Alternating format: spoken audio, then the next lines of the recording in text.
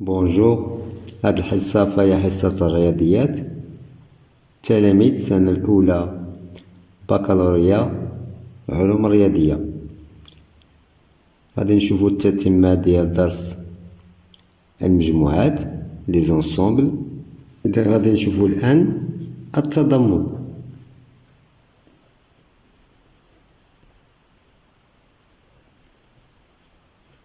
لانكليزيون. إذن أ ضمن بي،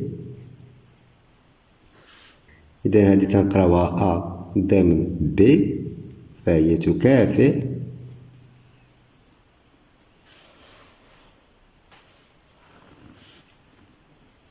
إكس ينتمي إلى أ يستلزم إكس ينتمي إلى بي. إذن أ ضمن بي فالمعنى ديالو أنه إذا كان عنصر إكس من أ فهو كذلك عنصر من بي. إذن مثلا إذا خدينا واحد المجموعة بي فبطبيعة الحال المجموعة أ فهي ضمن المجموعة بي. يعني إلا خدينا واحد العنصر ينتمي إلى المجموعة أ فهو كذلك ينتمي إلى المجموعة بي. A inclus dans B équivaut à X appartient à A implique X appartient à B. C'est-à-dire, si un élément X appartient à l'ensemble A, il appartient aussi à l'ensemble B. نمرر الآن بعض الملاحظات. فإلا خدينا واحد المجموعة أو فهي دائما ضمن المجموعة أو، والمجموعة الفارغة فهي كذلك تنتمي إلى المجموعة أو. إذن دائما نعتبر مجموعات مثلا A B C ضمن واحد المجموعة أو. إذن هاد المجموعتين A و B فهما غادي يكونوا ضمن واحد المجموعة اللي هي أو.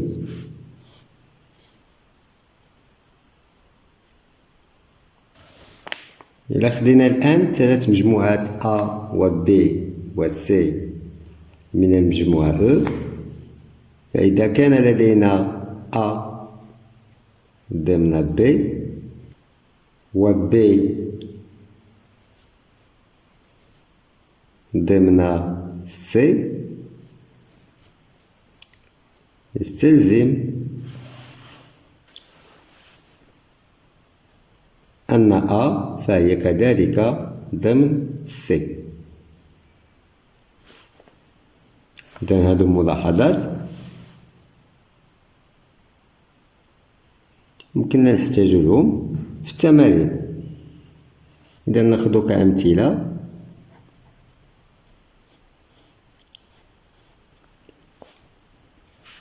بالنسبة للمجموعة أن فلاحظوا أنها ضمن المجموعة زد.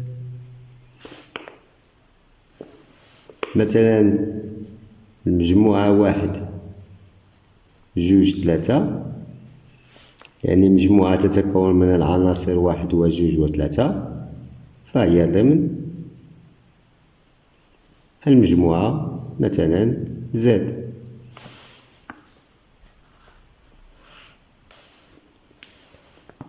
ناخدو الآن مثال آخر. ناخدو المجموعة أ إكس ينتمي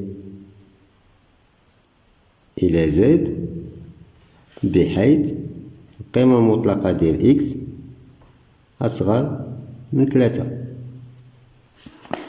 و المجموعة بي أن ينتمي إلى أن بحيث أن زائد 1 على أن زائد 2 ينتمي لأن. إذا حاولت نعطي أمثلة بسيطة باش نفهمو هذه الفقرة ديال التضمن، وفي التمارين فيمكننا نتطرقو الأسئلة اللي تتكون خصها شوية ديال التركيز. إذا الآن نحددو المجموعة أ والمجموعة بي بتفصيل. إذا بالنسبة للمجموعة أ لاحظوا عندي هنا إكس ينتمي لزد. إذا غادي ناخد إكس ينتمي لأ يكافئ إكس ينتمي لزد و القيمة المطلقة ديال إكس أصغر من أو يساوي 3.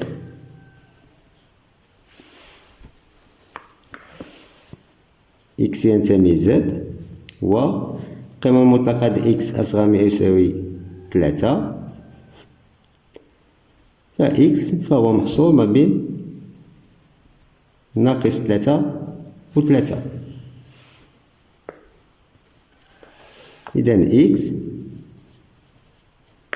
بما أن عندي المجموعة زد فالأعداد النسبية المحصورة بين ناقص 3 و 3 فهي ناقص 3 ناقص 2 ناقص 1 0 1 2 3.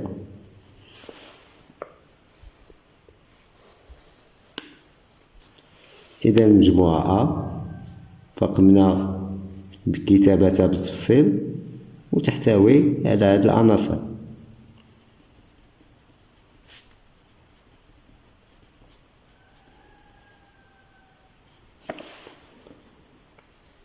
بالنسبة للمجموعة بي لاحظوا هنا عندي أن ينتمي لأن بحيث أن زائد 1 على أن زائد 2 ينتمي لأن.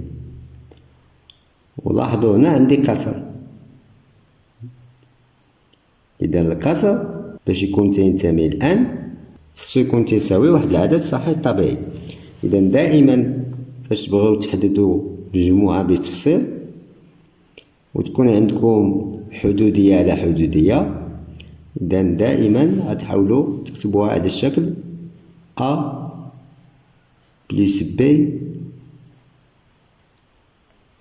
على المقام اللي عندكم. بحال في هذا المثال عندي أن زائد 2 بحيث بي ان نومبر يعني عدد و أ في هذه الحالة هي أن.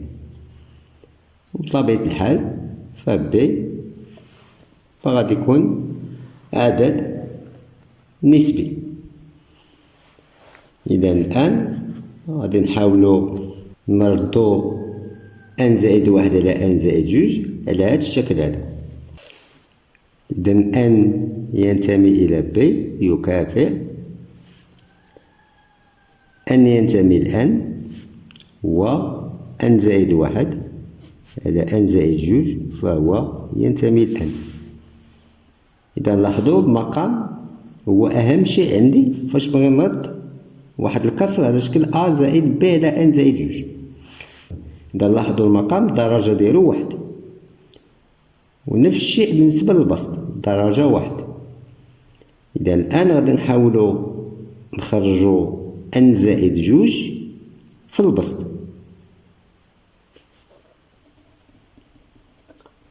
هنا غادي نكتبو أن زائد 2 باش تبقى أن زائد 1 صحيحة خصني هنا نقص 1 ونكتب أن زائد 2 ينتمي لأن. إذا الآن فهي سهلت أن ينتمي لأن. إذا أن زائد 2 على أن زائد 2 هي 1 ناقص 1 على أن زائد 2 ينتمي لأن.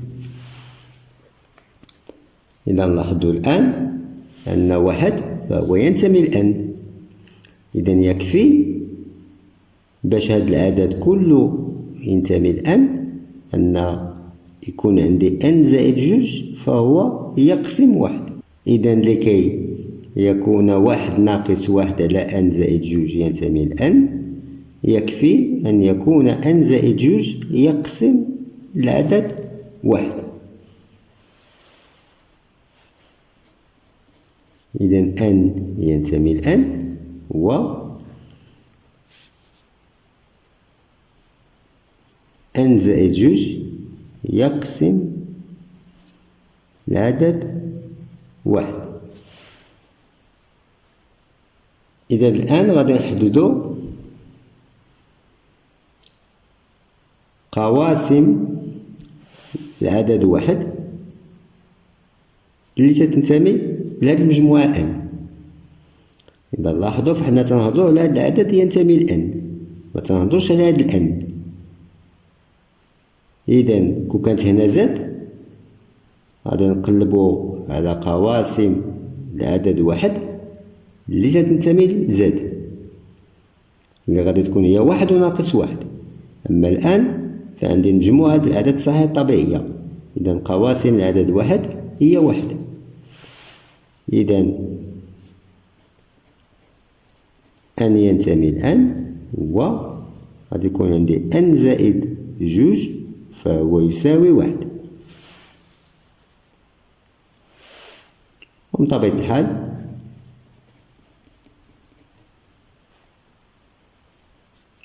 غنحسبو N تساوي واحد ناقص جوج اللي هي ناقص واحد. ولاحظوا أن ناقص واحد فلا ينتمي للمجموعة N. إذا لاحظوا أن B هاد المجموعة هادي فهي المجموعة الفارغة. بما أن B تساوي المجموعة الفارغة فإن B فهي ضمن A. إذا الآن نمرو للتساوي مجموعتين.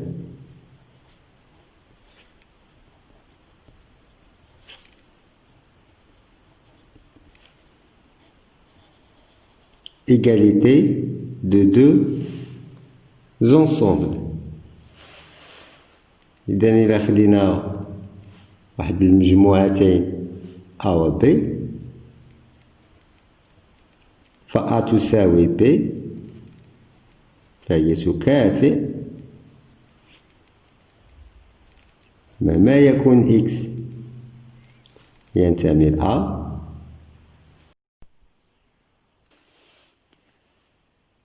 X ينتمي إلى B، ومهما يكون X ينتمي إلى B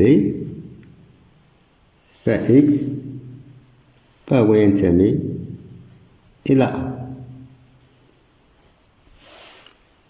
إذا المعنى ديال التكافؤ فأنني تنبين الاتجاهين ديال الاستزام. إذا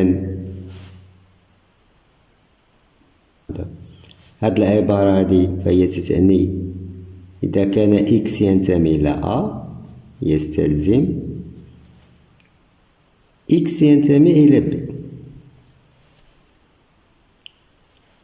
وهاد العبارة هادي المعنى ديالها أن إذا كان X ينتمي إلى B فهو يستلزم X ينتمي إلى A. إذا يمكن لي نكتب تساوي مجموعتين بطريقة أخرى. إذا A يساوي B فهو يكافئ A ضمن B و B ضمن A. إذا يمكن لي نبين تساوي مجموعتين بهذه الطريقة هذه.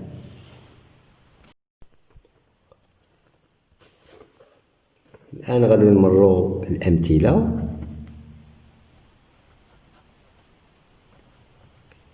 دي زيكزامبل ديال تساوي مجموعتين، يعني ليغاليتي دو دو زونسومبل. قبل ما نبداو في الأمثلة فغادي نشوفو بعض الطرق اللي تنستعملو باش نبينو أن مجموعة ضمن مجموعة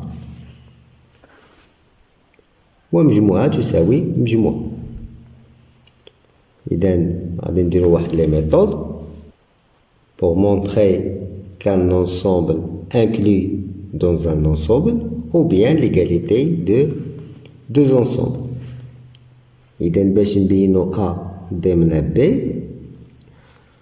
فالطريقة اللي تنديرو تنطلقو من X ينتمي إلى A وتمشي باستلزام، ماشي التكافؤ، استلزام، وتنبرهن بطبيعة الحال ديما باستلزام حتى نوصل لإكس ينتمي إلى ب. إذا هذه هي التقنية اللي تنستعمل. إذا تنمشي من إكس أبارتيان أ و تندير لامبليكاسيون حتى نوصل لإكس أبارتيان بي. بالنسبة لتساوي مجموعتين ليغاليتي دو دو زونسومبل ف كاينين ثلاثة ديال الطرق اللي هما تنستعملو غالبا في التمارين. إذا الطريقة الأولى أنني تنطلق من إكس ينتمي لأ وتمشي بالتكافؤ ماشي الاستلزام، وتنبرهن بطبيعة الحال بالتكافؤ دائما حتى نوصل لإكس ينتمي إلى ب. إذا أ فهي تساوي ب. الطريقة الثانية تنبين الاستلزامين معا، يعني في جوج اتجاهات، يعني في لي دو سونس.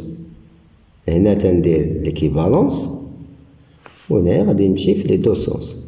إذا تنطلق من إكس ينتمي إلى أ استلزام وتنبرهن بالاستلزام حتى نوصل لإكس ينتمي إلى بي. إذا نطلق بالاستلزام من أ وصلت لبي. إذا هي هذه، هذا المعنى ديالو أن أ فهي ضمن بي. ونعاود ننطلق من إكس ينتمي إلى بي ونمشي بالاستلزام لابليكاسيون حتى نوصل لإكس ينتمي إلى أ. إذا انطلقت بالاستلزام من بي ووصلت لأ. إذا هي بي ضمن أ.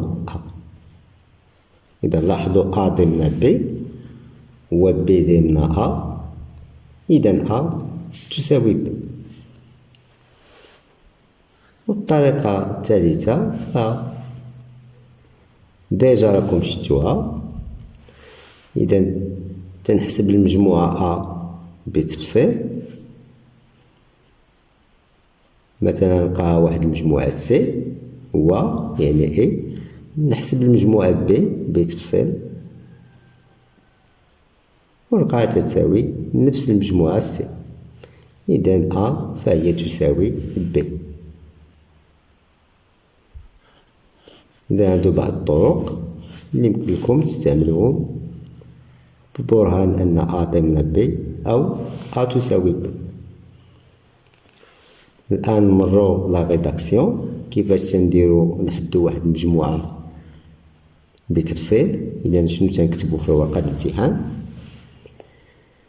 إذا إلا خدينا واحد المجموعة أو إكس ينتمي إلى أن بحيث إكس زائد 3 على جوج إكس زائد 1 تنتمي لزد.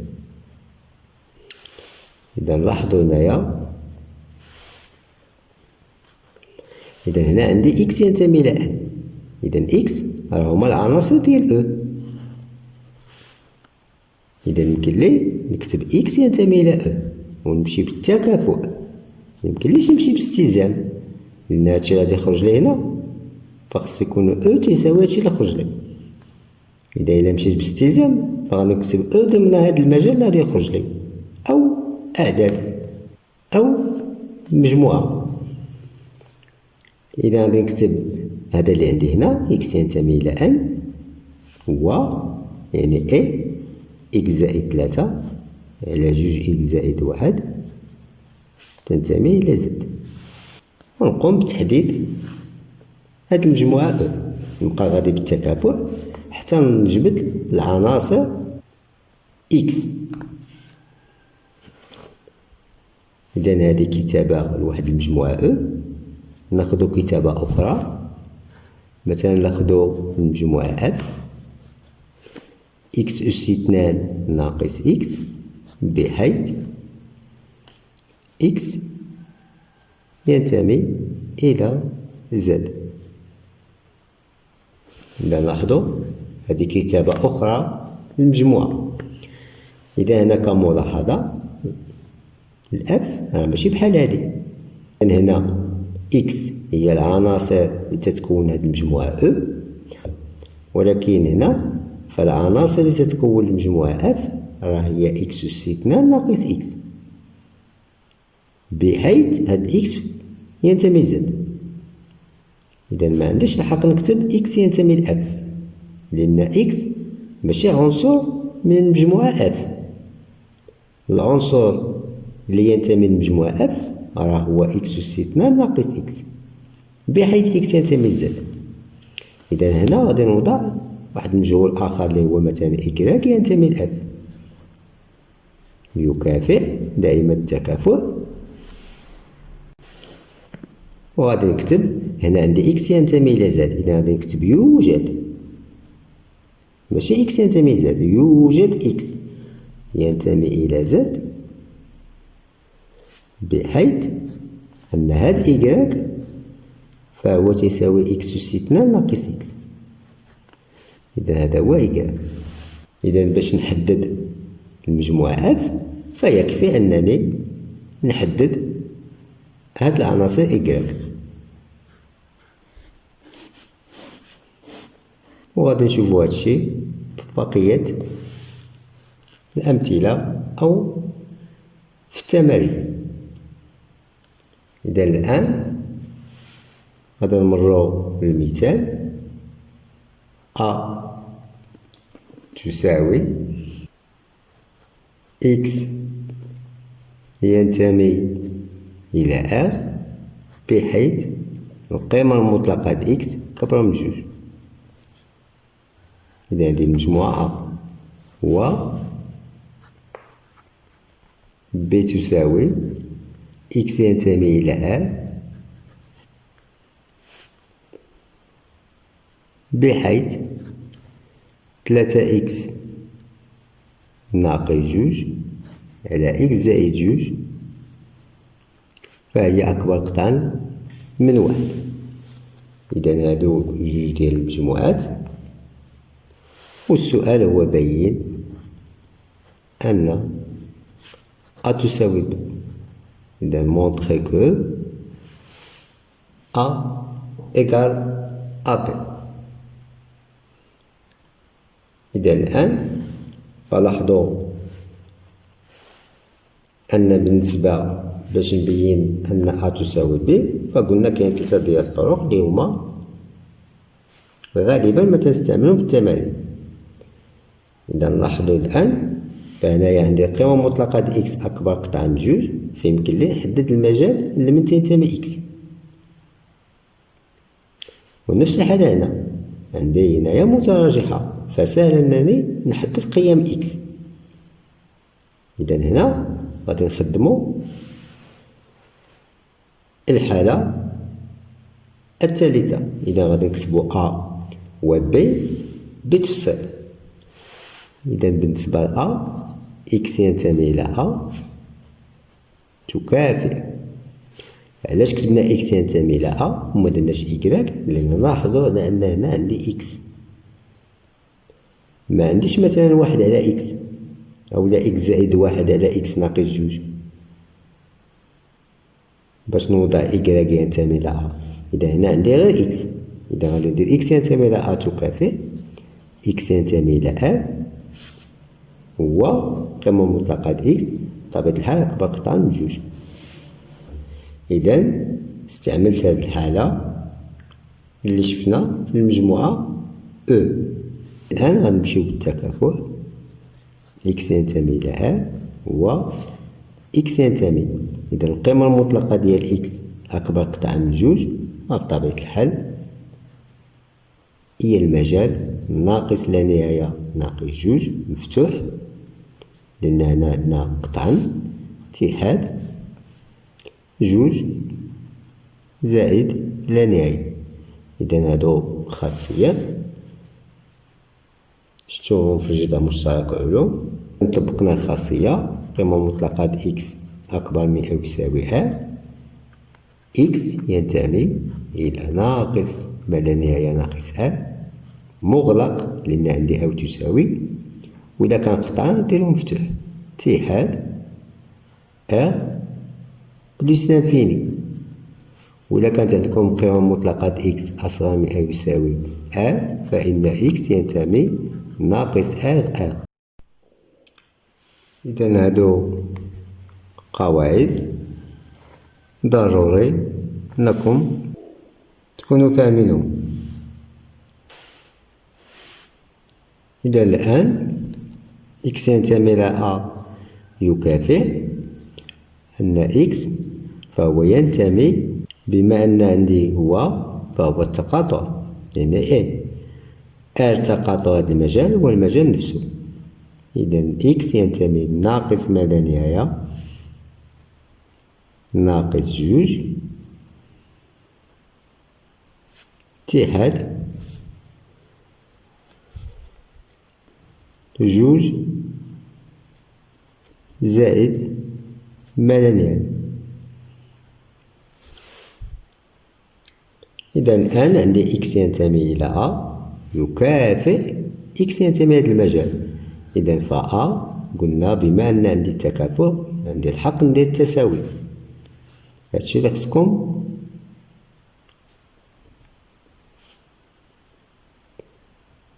تعرفوا.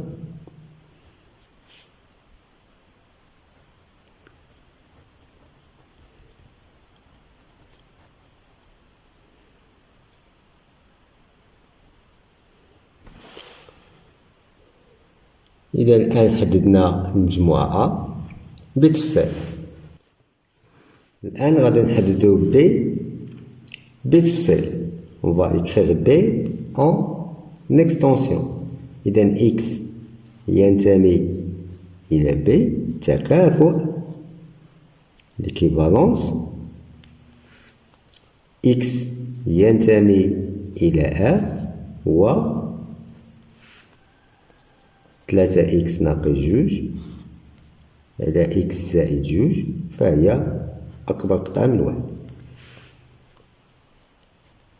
إذا لاحظوا بالنسبة للمجموعة بي لأن إكس ينتمي لآر، لأن عندنا إكس، ما عندناش مثلا واحد على إكس ولا جذر إكس باش نعتبرو واحد إكراك ينتمي لبي. إذا إكس ينتمي إلى آر هو هنا عندي متراجحة ماشي معادلة باش نضربو جوج الطرفين في الوسطين.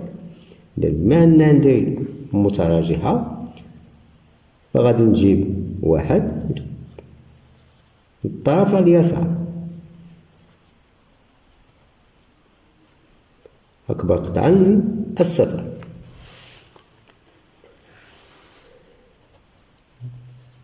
يكافئ إكس ينتمي لآر هو 3 إكس ناقص جوج في واحد بطبيعة الحال 3 إكس ناقص جوج ناقص واحد في إكس زائد جوج هي ناقص إكس ناقص جوج على إكس زائد جوج وأكبر قطعا من الصفر. إكس ينتمي لآر 3 إكس ناقص إكس جوج إكس ناقص جوج ناقص جوج ناقص 4 على إكس زائد جوج. إذا لاحظوا الآن فحصلنا على واحد المتراجحة سهل أننا نجبدو المجال لمن تنتمي إكس. إذا بما أن عندي متراجحة فغادي ننجز جدول الإشارة.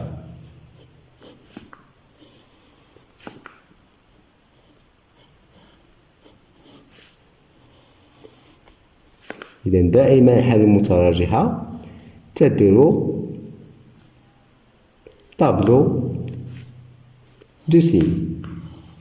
إذا عندي هنا جوج إكس ناقص 4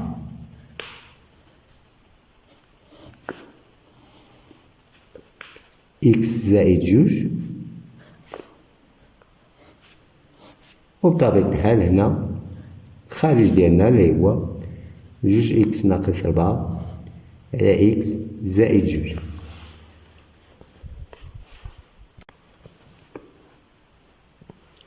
إذا لاحظوا جوج إكس ناقص 4 فهي تتنعدم في جوج.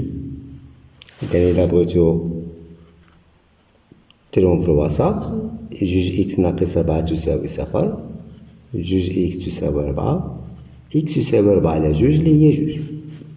بالنسبة لإكس زائد جوج يساوي صفر، فإكس يساوي ناقص جوج. عندي هنا موال لانفيني، أصغر الجذرين هو ناقص جوج، وأكبر جذرين هو جوج. تحط الجذور من الصغير للكبير، وبطبيعة الحال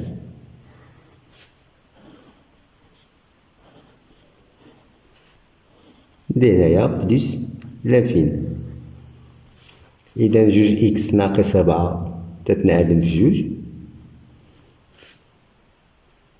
و إكس زائد جوج تتنعدم في ناقص جوج. هنا عندي أ إكس بلس بي بحيث أ هي جوج موجبة، إذا إشارة أ عكس إشارة أ. وهنا عندي على شكل أ إكس بلس بي بحيث أ تساوي واحد موجبة، إذا إشارة أ عكس إشارة أ.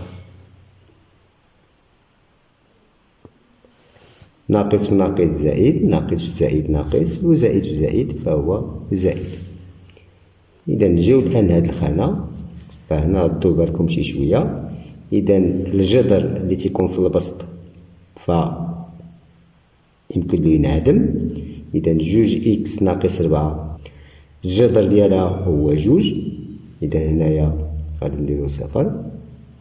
وبما أن إكس زائد جوج الجذر ديالها هو ناقص جوج وعندي في المقام، فميمكنلاش تنعدم. ولاحظوا المتراجحة عندي أكبر قطعة من الصفر، إذا إكس ينتمي إلى بي يكافئ إكس ينتمي إلى آ و إكس ينتمي إلى موان لانفيني موان دو، ولكن ناقص جوج مجال مفتوح لأن عندي قطعا اتحاد جوج زائد لا نهاية، يعني دو بلس لانفيني، وبطبيعة الحال جوج مجال مفتوح. وكملاحظة إلا كان عندكم هنايا أكبر من أو يساوي صفر، فلاحظوا جوج فهو بغا يكون مغلق لأن عندي هنا صفر، إذا هاد جوج غادي يكون مغلق. وناقص جوج بما أن عندي هنا يخالف ناقص جوج، فناقص جوج غادي يبقى مفتوح. إذا الآن لاحظوا عندي إكس ينتمي إلى بي تكافئ، عندي هنا إكس ينتمي إلى أ و إكس ينتمي إلى هذا المجال. إذا إكس ينتمي إلى بي فهو يكافئ، إذا و هو التقاطع دائما. و حنا شفناها في المنطق، يعني أي تنديرو التقاطع، و أو يعني أو تنديرو اتحاد. إذا هادو ديما خصكم تنتبهو منو. إذا هنا عندي و، إذا عندي التقاطع ديال هاد المجالين، وقلنا هنا أن آغ تقاطع واحد المجموعة أ فهي المجموعة أ. إذا R تقاطع هذا المجال بطبيعة الحال هو هذا المجال هذا ناقص لا نهاية ناقص جوج اتحاد جوج زائد لا نهاية.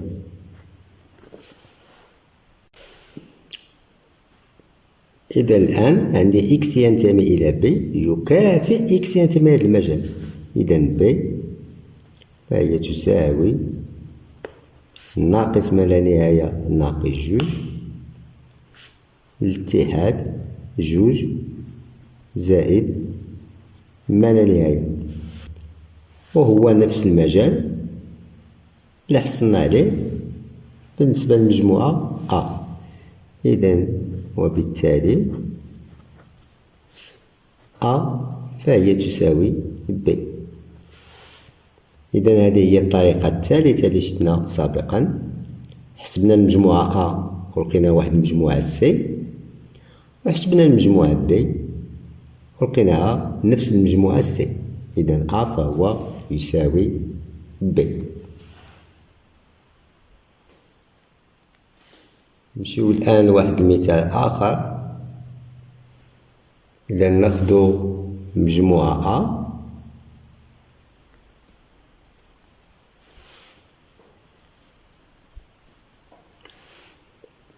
إذا إكس ينتمي إلى R بحيث 3x زائد 3 على 3x زائد جوج فهي تنتمي إلى Z. و مجموعة B x ينتمي إلى R بحيث 1 على 3x زائد جوج فهو ينتمي إلى Z. إذا السؤال بين أن A تساوي B. إذا montrer que A égale à B. إذا هنا عندنا جوج ديال المجموعات،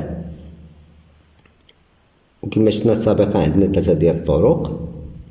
إذا يا إما نبين أن أ ضمن بي و بي ضمن أ، أو نحدد أ بتفصيل ونلقى أن أ تساوي سي، ونحدد بي بتفصيل ونلقى أن بي تساوي سي، ونستنتج أن أ تساوي بي. وكاينة طريقة ثالثة أنني تنعتبر واحد إكس ينتمي إلى أ وتمشي بالتكافؤ ونوصل إكس ينتمي إلى بي. إذا لاحظوا الآن كملاحظة أولى أن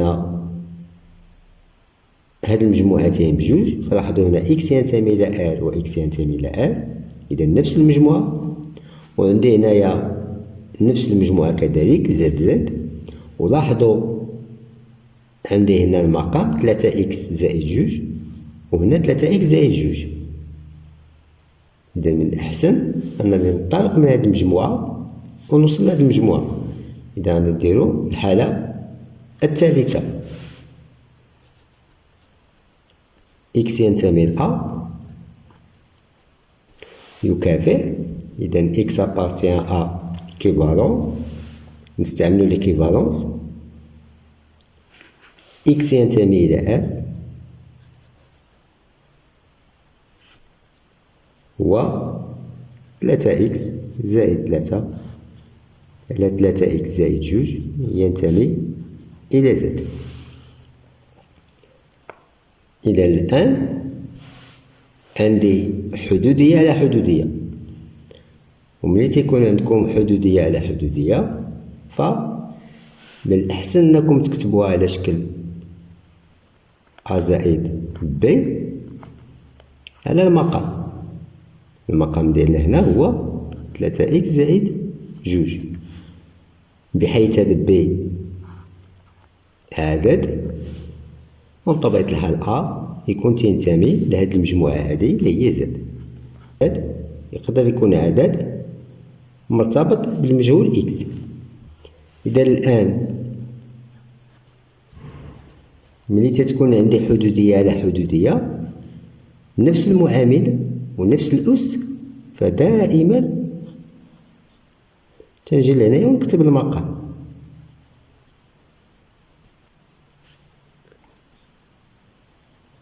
إذا لاحظوا 3 إكس ها هي، إذا غادي نزيد جوج ونقص جوج بحال إلا ما درت والو، على 3 إكس زائد جوج تنتمي إلى زد. إذا تنكتبو المقام و تنحاولو نقارنو هاد البسط مع هاد البسط اللي عندنا. إذا 3 إكس ها هي عندنا، شنو ناقصنا؟ ناقصنا زائد جوج، إذا 6 ونقصتها يعني هي صفر بحال ما درت والو. إذا غندير تكافئ إكس ينتمي إلى هو 3 إكس زائد جوج ناقص جوج زائد 3 هي زائد 1 على 3 إكس زائد جوج ينتمي إلى زد يكافئ إكس ينتمي إلى هو، لاحظوا هنا 3 إكس زائد جوج على 3 إكس زائد جوج هي 1 زائد 1 على 3 إكس زائد جوج ينتمي إلى زد. إذا لاحظوا الآن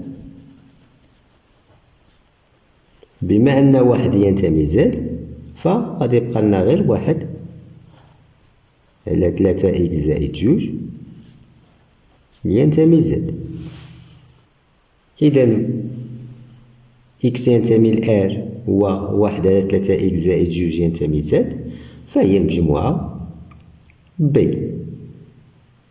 إذا هي نفس المجموعة بي. إذا نديرو تكافئ إكس ينتمي إلى المجموعة بي. وبما أن عندي هنا التكافؤ فبطبيعة الحال فإن أ تساوي بي. إذا ردوا بالكم التكافؤ يمكن لي نكتب التساوي مجموعتين، ولكن في الاستلزام تنكتب أ ضمن بي.